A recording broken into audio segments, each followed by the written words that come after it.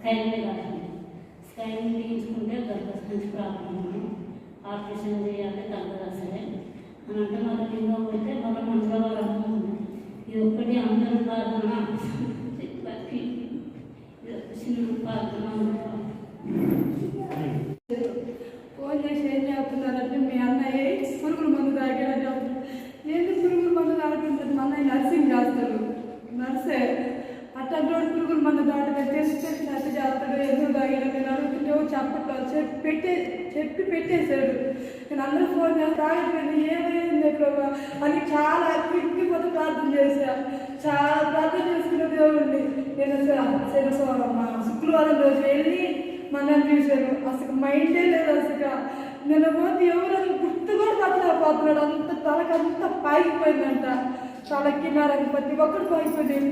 అక్కడ పోయి కూడా ప్రార్థన చేశా, ఏసయ్యా నీకు అసలు నీకు ఏది లేదయ్యా, మనల్ని స్పష్టపరచు ప్రభా, అధికారం ఇచ్చిన ముట్టికి స్పష్టత దయచేయమని ఎంతో కన్నీటితో ప్రార్థన చేసుకున్నా. ఏసయ్య నా ప్రార్థన ఆలకించాడు. మనకి ఇప్పుడు మైండ్ వచ్చిందంట, మనుషులు గుర్తుపడుతున్నాడు, ఇంకా నార్మల్ కావాలని మీరు అందరూ ప్రార్థించమని అడుగుతున్నాను. చిన్న సాక్షి కాక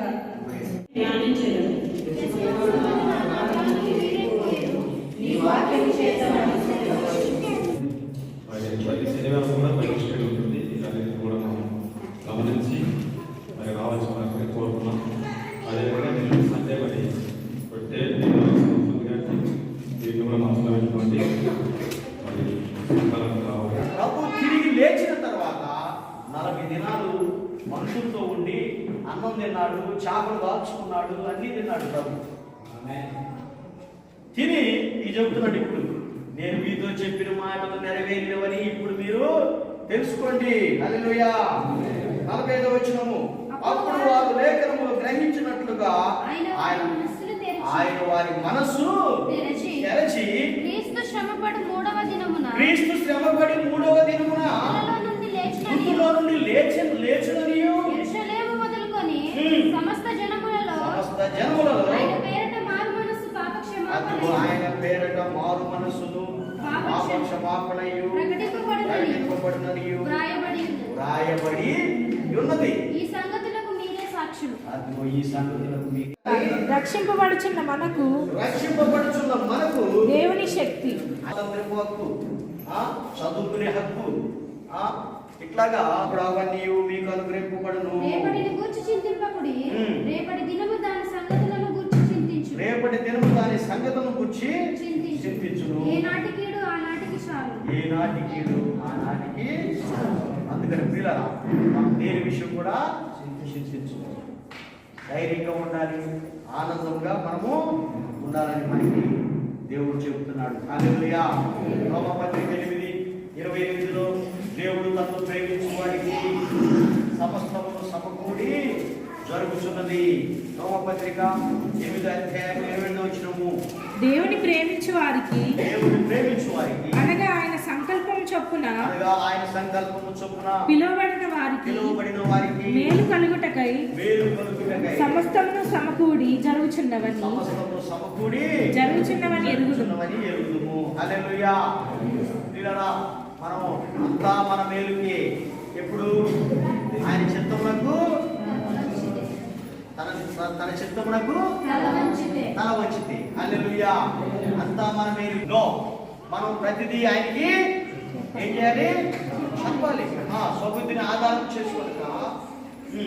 నీ ప్రవర్తన అంతటి యందు ఆయన అధికారమునకు ఒప్పుకొనుము. అప్పుడు ఆయన నీ త్రోవలను సరళం చేయును. ఆయన సరళము చేయును.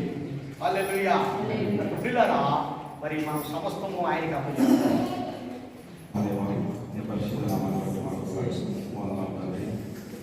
గడిచిన మా ప్రభుత్వం నుంచి నేటి మా ప్రభుత్వం కావాలి.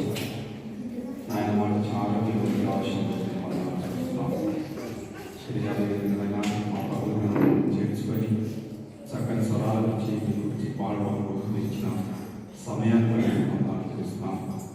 అదేవిధంగా విలాసాన్ని మీ రెక్కల స్వర్ణంలో పోలీసులు మాకు ఇచ్చిన సందేశాన్ని బట్టి మనం తెలుస్తున్నాము. ఇచ్చిన సందేశాన్ని వాక్యాన్ని మేము గ్రహించిన మనసు మాకు అందరికీ దయచేసి వాటి ప్రకారం జీవించినట్టు దయచేసి తండ్రి. అవును, ఆయన ఏ చిన్న విషయమైనా పెద్ద విషయమైనా నీకు మొరపెట్టుకుని ముందుకు సాగుతారు. ప్రభుత్వ తండ్రి జ్ఞానము ఆలోచన దయచేయండి. అదేవిధంగా ఇల్లు లేదని బాధపడక, ధనము లేదని బాధపడక, ఆరోగ్యం లేదని బాధపడక, పిల్లలు లేదని బాధపడక, ఏ విషయంలో అయినా మేము బాధపడక చింతించక మరి మా చింత యావత్తులకు మీకు చెప్పుకొని ఆయన మీ ఎందుకు భయోపేరు జీవించినట్లయితే మీ రాజ్యంలో మేము స్వతంత్రం తీసుకున్నట్లు మీ కృప దయచేయమని ప్రార్థిస్తున్నాను.